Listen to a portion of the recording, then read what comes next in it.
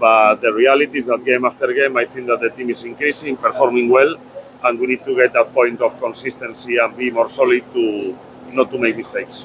নমস্কার দর্শক বন্ধুরা, রেপ স্পোর্টস বাংলা আপনাদের সবাইকে স্বাগত। আমি দেবাশিস। এই মুহূর্তে আমি আছি জিএমসি স্টেডিয়াম বাম্বুলিমে। কিছুক্ষণ আগেই সুপার কাপের ম্যাচে ইস্ট বেঙ্গল 4-0 গোলে পর্যদস্ত করলো চেন্নাই এফসিকে, এবং সেই সঙ্গে কিন্তু সুপার কাপের সেমিফাইনালে যাওয়ার কিন্তু দৌড়ে থাকলো প্রবলভাবে। যদি আজকের ম্যাচটি কোনোভাবে যদি ইস্ট বেঙ্গল ড্র করতো তাহলে কিন্তু আরও বিপদ ডেকে আনতো, কিন্তু আজকের ম্যাচে চেন্নাইকে 4-0 গোলে কম্প্রিহেন্সিভলি হারানোর ফলে কিন্তু প্রবলভাবেই কিন্তু থাকলো সেমিফাইনালে যাওয়ার ব্যাপার। তবে ডেফিনেটলি আপনারা জানেন যে আজকেই কিন্তু পরের ম্যাচে কিন্তু মোহনবাগান যদি ডেম্পোকে হারায় তাহলে কিন্তু মোহনবাগানের পয়েন্ট হবে 6। সেক্ষেত্রে ইস্টবেঙ্গল 2 ম্যাচে 4 পয়েন্ট নিয়ে থাকবে। সে অর্থাৎ 31শে অক্টোবর ফতোরদা স্টেডিয়ামের ডার্বিতে জেতা ছাড়া কিন্তু আর কোনো রাস্তা থাকবে না অস্কার ব্রুজোর ছেলেদের। তবে ডেফিনেটলি চেন্নাইয়ের ম্যাচের নিরিখে বলাই যায় যে কাঙ্ক্ষিত যে আত্মবিশ্বাসটা ডার্বির আগে সেটা কিন্তু তারা কিন্তু পেয়ে গেল, এবং অবশ্যই আজকে মানে দল গঠন থেকেই কিন্তু পরিষ্কার বোঝা গেল যে একটা পজিটিভ ইন্টেন্ট, কেননা 5 বিদেশিকে নিয়েই কিন্তু আজকে অস্কার ব্রুজো শুরু করেন। এবং অবশ্যই গত ম্যাচে অনেকটাই অফ কালার লেগেছিল হিরোশি ইবোশিকে, এবং প্রত্যাশা মতোই কিন্তু তাকে কিন্তু বেঞ্চে রেখেই শুরু করে স্প্যানিশ কোচ, এবং সেই মতন কিন্তু আজকে প্রতিটি বিদেশি কিন্তু তাদের নিজেদেরকে উজাড় করে দিলেন। এবং সেই সঙ্গে নাওরেম, মহেশ, বিপিন সিং, এদের কথা না বললেই নয়। ওভারঅল কিন্তু আজকে গোটা খেলায় কিন্তু শুরু থেকেই কিন্তু একটা পজিটিভ ইন্টেন্ট ছিল যে গোল তুলে নেওয়া, মানে এবং সেই কাঙ্ক্ষিত মুহূর্তটা এলো 35 মিনিটের মাথায়, যখন সেট পিস থেকে কেভিন সেভিয়া গোল করে ইস্টবেঙ্গলকে এগিয়ে দেয়। এবং তার ঠিক কয়েক মিনিট পরেই 3-4 মিনিটের ব্যবধানেই কিন্তু বিপিন সিং মহেশের একটা ক্রস থেকে কিন্তু দ্বিতীয় গোলটি করে, এবং কিছুক্ষণ পরেই আরও একটি গোল করে বিপিন সিং, এবং দ্বিতীয়ার্ধে কিন্তু 3 গোলে এগিয়েছিল। এবং দ্বিতীয়ার্ধে কিন্তু অস্কার ব্রুজো বেশ কিছু পরিবর্তন করে, এবং জাপানিজ স্ট্রাইকার হিরোশি ইবোশিকি আজকেই কিন্তু ইস্টবেঙ্গল জার্সিতে তার প্রথম গোলটি পেলেন পেনাল্টি থেকে। তো ওভারঅল যদি আপনি বলেন যে আজকে কিন্তু ইস্টবেঙ্গলের খেলায় কিন্তু যথেষ্ট কিন্তু একটা ছন্দ লেগেছে, যেটা কিন্তু অনেকটাই কিন্তু দেখা যায়নি ডেম্পো ম্যাচে। তবে ডেফিনেটলি এখন অপেক্ষা এখন করতেই হবে, মোহনবাগান ম্যাচটার দিকে তাকিয়ে থাকতেই হবে।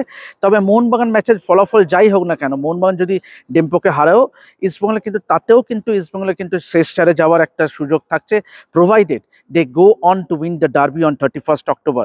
ম্যাচ শেষে কিন্তু অস্কার ব্রুজো কিন্তু সাংবাদিকদের সঙ্গে কথাও বলেন, এবং সেখানে কিন্তু তিনি বারবারই যেটা বললেন সেটা হলো যে ডেম্পো ম্যাচের যে ভুল ত্রুটি করেছিলেন সেই ভুল ত্রুটির দিকে তার প্লেয়াররা কিন্তু শিক্ষা নিয়েছে, এবং তার গোটা টিমে কিন্তু অনেক বেশি চার্জড আপ ছিল এবং কনফিডেন্ট ছিল। চলুন একবার শুনে নেওয়া যাক ইস্টবেঙ্গল কোচ অস্কার ব্রুজো কি বললেন সংবাদ মাধ্যমের সঙ্গে। The goal is competing with all the best teams of India. We need to go slowly, gradually, and not putting too much pressure on us. When we have pressure, we are making some blunders. But the reality is that game after game, I think that the team is increasing, performing well, and we need to get that point of consistency and be more solid to not to make mistakes. Thank you. And coach, what do you say about today's match? Last match you got draw, this match 4-0. So what do you say about today's match?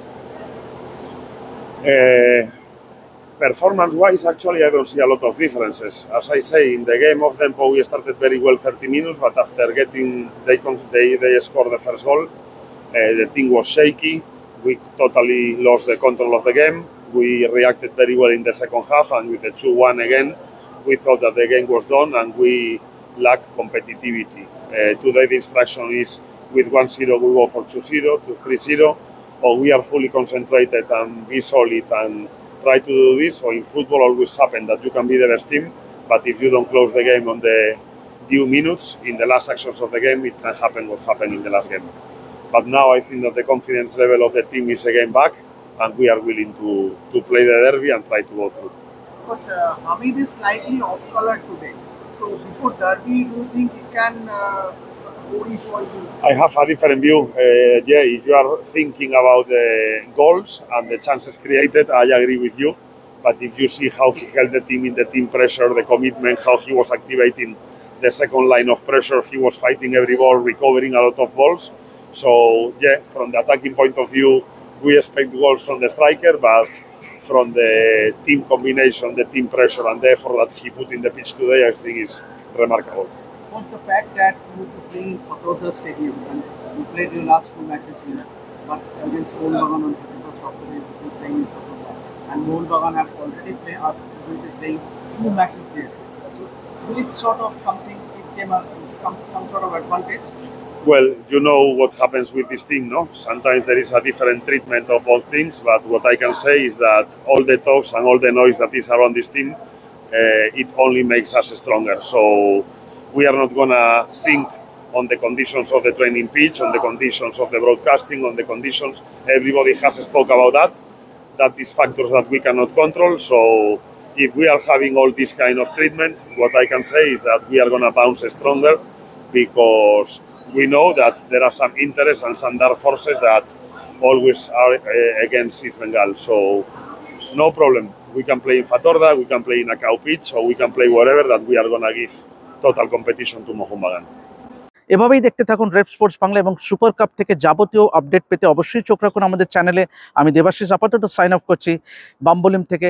দেখতে থাকুন rape sports Bangla.